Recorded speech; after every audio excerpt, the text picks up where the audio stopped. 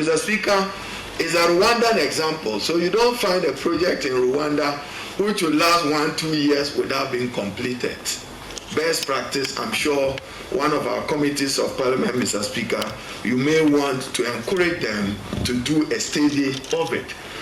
Even though the PFM Act provides provisions for sanctioning ministers who do not respect these provisions, Parliament has not been able to demonstrate same strength in the handling of it.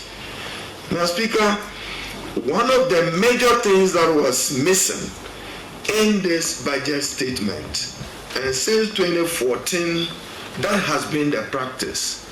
The workers of Ghana do not know what their fate is in this 2021 budget, because minimum wage and public sector wages have not been determined and conclusively negotiated and determined.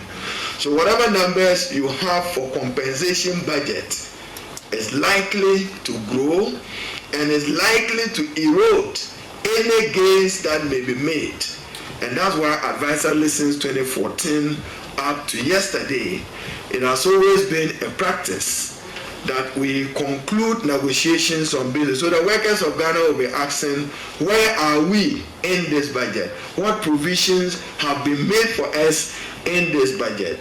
And I think that the time being Minister for Finance and his team will find appropriate answers to that. It means that the Public Sector Wage Negotiation Committee will have to meet immediately in order to be able to deal